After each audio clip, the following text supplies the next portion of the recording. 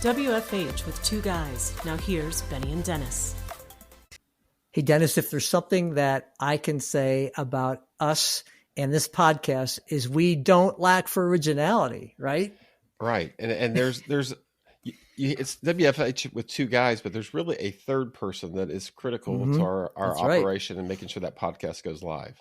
Absolutely. And today we have a special guest. So I want you all to be aware that it's just not me and Dennis, because actually if it was just two of us, I think this podcast would fall apart. So I'm just saying, Meghan, thank you for being on the podcast with us today. So Meghan serves as the editor and producer. So every week she's the one that pulls them all together and makes it come to life and does the magic behind the scenes. She's the real intelligence behind us here. So you all get to hear a little bit about Meghan. And Meghan is part of the creative in terms of what we do here. And she offers suggestions, tells us what to do. She keeps us on task and lets us know when we're doing good things and we're not doing some so good things. But today, Meghan, you have something different for us you wanted to kind of put in front of our audience, didn't you? I did. Thanks for having me. So I am an enthusiast of a podcast listener. And so I kind of wanted to bring kind of some areas that I listen to and maybe kind of shape it to what it would look like for entrepreneurs and business owners. So today I kind of wanted to go to Reddit because I love hearing Reddit stories. And there's some subreddits that are called entrepreneurship, and they ask questions. And so I kind of wanted to bring those questions to you guys and kind of hear your thoughts. Of course, this is not legal advice. You are just giving your thoughts and opinions and experiences. So I'm just going to jump into the first one. And to give a little background, I've been an entrepreneur now, starting my 13th year. Benny, how long have you been doing it? It's 20 years. It'll be 21 this year. So we've got some good experience and some hard knocks and stuff. So Meghan, take it away. So the first title is called Overcoming Fear of Failure. Hey everyone. I'm a 27-year-old male. I've been throwing away business ideas for a while now. I'm currently working in sales, but it's always been a goal to start my own company. I feel that my sales experience will transfer relatively well and give me a good footing to start. I've flipped small businesses on eBay/Marketplace on and off for about 2 years now, but they never scaled up. I've had at least 2 business ideas that I think could be viable, and I'm weighing my options. I've done a lot of market research, and it seems there are some opportunities. I have friends familiar with each field that are willing to come aboard to help me with operations. The thing is, I feel almost frozen. I'm scared to take the leap and will backfire and lose everything that I've built. Any risk that I take is no longer just a risk for me, but also my wife and 1-year-old. Of course, if I fail, I have my entire life ahead of me to rebuild, but I can always fall back on sales. How do you get over the fear of failure and push forward? You know, that's a really good question, you know, and it's funny for me, my background actually does come from sales. And so I think that as a salesperson, we have a unique perspective of that's the front line for any business, right? Is you need to have the ability to get those deals. That's how the revenue kind of flows. And I think to as far as my perspective is that there's risk with any entrepreneurial. I don't care even if you're funded with $100 million, because I've worked for companies that had over $150 million in capital and they went bust. And then I've worked with companies that literally started with $500 and they're multi-million-dollar organizations now. I think part of it, Dennis, in my mind, is that if you do some proper planning, a little bit of research, that's going to go a long way. But you do have to ultimately take that plunge. You have to really take that risk to go out there and do it. What's your perspective on that? Yeah, it's interesting. I mean, today I have a calendar that has sayings on it. And today's saying says, things may come to those who wait, but only the things left by those who hustle. And so the key is, I mean, if you believe you've got a good plan and I'd encourage you to talk to some people, mentor, get some people to give you some insight, because sometimes you may think it's really great and then they're going to say, you haven't thought about this stuff. Right. And so that helps you avoid some of that. The other piece, I always tell people, if you're going to jump to entrepreneurship, definitely start networking way before you're going to jump, because that network is so critical. And it can take a while to kind of do that. You can still do that while you're working in your current job. Yep. And be building that network of relationships. And that could be vendor networking as well as sales networking, as well as just support networking, depending on what your approach is. And then the third thing is, whatever your plan is, it's not going to hit if you say you're going to make money by the end of 2 years, it's going to be 3 years. So you got to make sure you do have a little bit more money saved up, especially if you've got a young one and that kind of thing. But again, you've got the fallback. If you're a good salesperson, you can always go back to another job. My coaching is, if you've got a good plan, you've talked to people and you've thought it through, I would jump, because there's nothing better than entrepreneurship. Once you get the taste of it, you're never probably going to want to go back to corporate America. One other thing I'll add here, and you guys both know that I'm a big fan of this, but I would actually use AI too as well to help suss out your business plan. You would ask the AI to help coach you along. What am I missing here? Can you take a look at my business plan? What are some flaws in there? And that can kind of help fill in the gaps instead of only having your perspective and your friend's perspective. No, I think those are good. But I mean, if you believe you've got a good product and you've thought it through, sometimes you do just have to jump. You have to take the worst risk. case is it fails. I mean, okay. But you also learn from failing, and the other one I would have is have your key milestones, so that at 3 months, you're supposed to have done this, and at 6 months, this. And if you didn't hit it, doesn't mean you stop. It just says, hey, let's look at what's going on. And those milestones are every 3 months. It's not a wait for a year to see where you're at, because make it up. It could be that your milestones are too aggressive. It could be that the economy shifted on you. There's all kinds of things, but be aware. And at some point, if you don't hit those milestones 3 times in a row, then you probably need to say, hey, I didn't do my milestones well, and my business is not doing well, and I need to probably re-engineer or go a different direction. But if you have logical milestones, that's a great way to get where you're going. A lot of the people in the comments, because reading the comments also is my favorite part of Reddit, and they kind of agree with, start simple is some of the comments. Don't try to do everything at once. Talk to people. So I think you guys are kind of hitting it right on the head with what the comments had said. And I'd say, also just, realize what you start with and what it looks like 6 months and a year from now, it will change. There'll be Absolutely. some evolution of differences, but it'll have the core focus of whatever you were going to propose. But you're probably going to be able to change and ebb and flow. And where you thought you were going to sell, you may be selling to a whole different market once you get out there. So the next question, are entrepreneurs born or are they made? Thinking of venturing into entrepreneurship, but growing up, I was never the most entrepreneurial. My parents raised me to get good grades and then get a well-paying job. Most entrepreneurs I listen to have these stories about college, startups, or things they did in high school. I don't have any of those stories. But I'm a disciplined and motivated person, which leads me to believe I could have a successful path. I think you develop it. I don't think you're born just to be an entrepreneur. I mean, I think there's some that just kind of luck into it.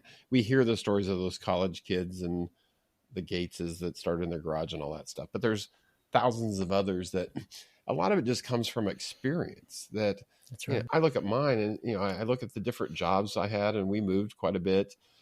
But each one of those today plays into what I provide to my customers, because I have experience to pull on it. And that's where I think, that experience, that knowledge, that's what makes you special. And then the fact that you are disciplined will help you be successful in the entrepreneurship role.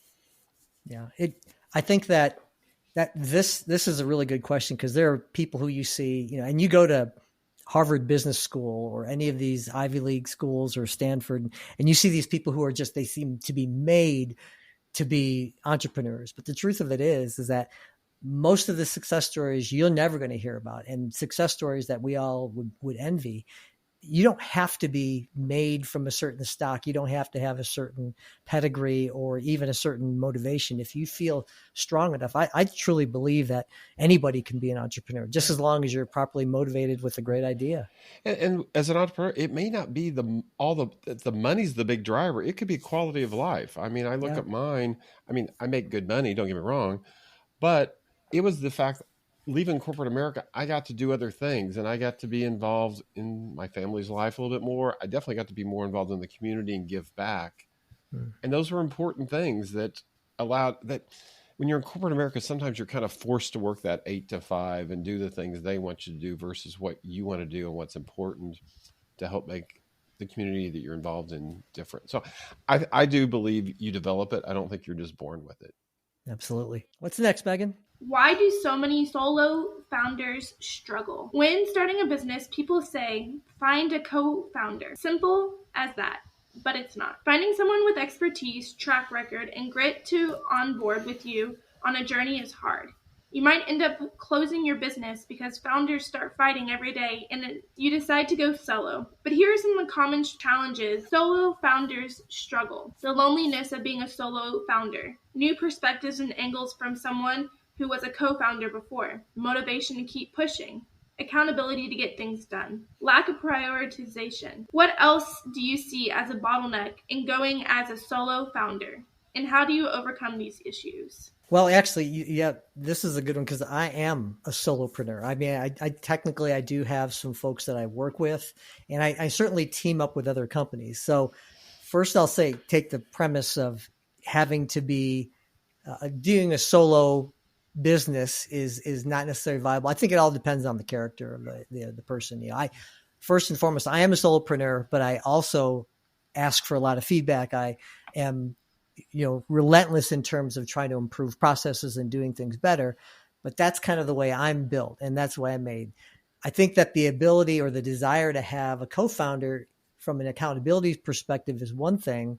It also really depends on the type of business you're going to, right? I mean, that has a lot to do with it. And what are your strengths and weaknesses? A founder, a co-founder can really be kryptonite for you in some cases. And I think that's something that we should take a little bit of a deeper dive into. That might even be a good topic for us to go into at some point, Dennis. Yeah, on my side, I actually had partners early on. The first one, I wish he was still with me. Unfortunately, he had young kids and he didn't have the safety net to journey through that first 3 years that we weren't probably going to make money. But we still stay in contact. And actually, he helps me with some of my accounting and stuff. And I'll kind of come back to how that plays up. Then I've had 2 or 3 others that great guys. Actually, one of them is a client of ours now. But for me, partnerships were a little bit challenging because when you're an entrepreneur, you want to kind of do it your way, and they kind of wanted to do it their way, and then you ended up with conflict. Let's put it that way. Yeah. The key thing I would say the reason I like the solo, it gives you that freedom that you're really looking for as an entrepreneur. The number one thing though is to have that network of 4 to 5 people that kind of serve as an advisory board for you. So Megan, Kayla. Kayla was that mentor early on that just helped me from the people side of it. Dave Ford, which was a good friend, and he's been a guest on here, was more from that sales side. And then I had Rick Marshall, who was more the accounting side. So I kind of had 3 people, and then I had a legal person as well. And I had one that was kind of more marketing than sales. And those 3 to 4 people were kind of my guide for me to turn to. And then a year or 2 in through networking, I developed a core group of another 6 people that we just meet every quarter and just kind of share stories. Because the number one challenge as a solo is you don't have anyone to turn to vent frustrations when you're upset with a client or upset with a subcontractor or things just aren't going the way you think it should go. It's not like corporate America where there's 4 or 5 other managers that you can turn to and kind of share war stories or at least complain about whatever it is that's bothering you. And so that's the lonely part of it. The best part of it though, it's like flying. You get to jump off that cliff and have that air between, under your wings and away you go. And it's really refreshing and enjoyable to do that piece. And, the whole key is to have that. I can't stress networking enough, but it's networking and mentors are the key piece for that solo approach. Yeah, there's a lot we could add to this. And like I said, Dennis, we definitely should do an episode on this one. Yeah. So we're going to end on a kind of a fun note of a question. And the title is what is the dumbest business idea that you've ever seriously entertained? We've all had some ideas that at first glance sound like maybe they had potential. Then after giving careful thought, we realized how incredibly stupid the idea was. What are the dumbest business ideas that you've ever had? Oh man. I guess my first one, which we do it somewhat because Megan, it's the flag programs that we do with the high schools. I mean, initially that was kind of my push that I was going to go sell that to all these high schools across the country. And we were going to be the database system for them to do that. We've got 5 or 6 of them, and it's because they're in our backyards and then we help them. But it was like, I couldn't make money off of that. It was like a great idea, but it was like, there was no way I was going to make money off that one. Do you want to explain a little more about what that program is? 5 times a year, the marching band high school installs flags on Memorial Day, Flag Day, 4th of July, Labor Day, and Veterans Day. And they used to charge 50. I think they're 65 or 70 now. And then the database system I run keeps track of where all those relationships are and who needs to install and all that kind of stuff and collecting the cash. The problem you run into is all these marching bands also have lots of parents that know how to do software and other things. So you get there and they love the idea, but then they try to build their own software or do it in an Excel spreadsheet. And so that's when I quickly learned, okay, this is not going to work. Even though like the high school that Megan went to, they're on their 15th year and they make over $100,000 a year off of this flag program. So it's not a dumb idea. It's just not a profitable idea. Let's put it that way. Dumbest idea. It's funny for me. And by the way, Megan didn't read us these questions beforehand. So we're hearing these first time. Yeah. And so I would have probably put a little bit of thought into this one. I've had some doozies of dumb ideas. Let me tell you. It's funny.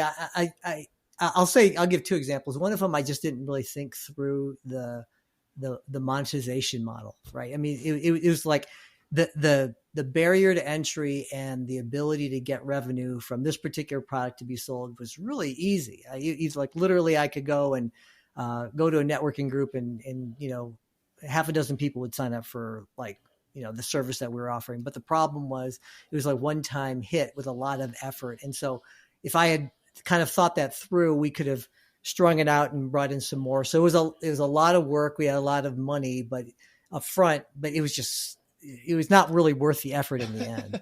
It was dumb. Yeah, it was dumb.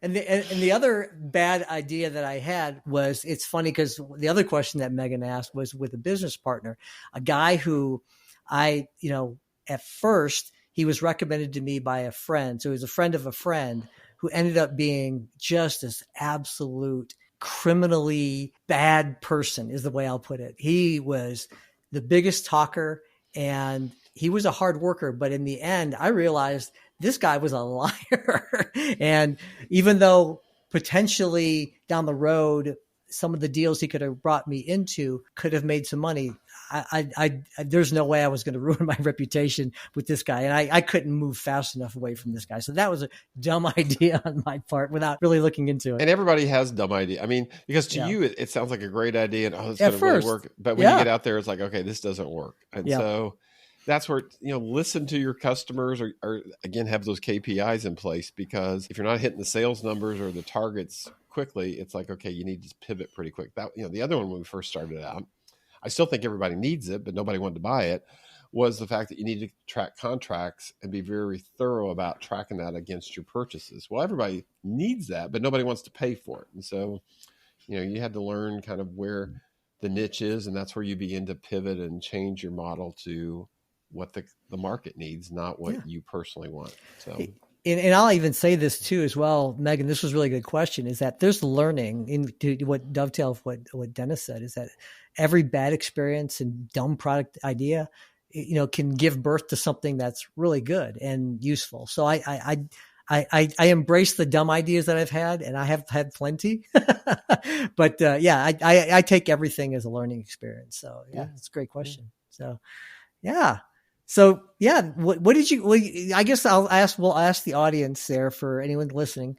What do you think of this? I think this is a neat idea, and this is cool and a different way of being able to answer some questions. And we encourage you guys, send in questions like this. It doesn't have to be for a guest to come on, but give us questions, and either we'll answer it and then we'll try to get a guest, because like the one about the solopreneur piece, I think there are people out there that have expertise that could talk about that. And I think that's a broad question that many people have. And in today's economy, as people are trying to figure out, do I stay corporate America or do I start my own thing? Those are important things to have as discussions. And then do you work at home or do you work in a building? Where do you go with it? So Meghan, thanks for joining. This is fun. This is a good one. I absolutely. think this is a new, different approach. I'd like to recommend, we're going to do this probably every 6 to 8 weeks and just have you back on and ask questions off the Reddit that you come across. And I think these are good ones to kind of intrigue our listeners to think about. Absolutely. All right. We'll see you guys on the next time then. Thanks for stopping by, guys. Thanks for joining us today on Work From Home with Two Guys.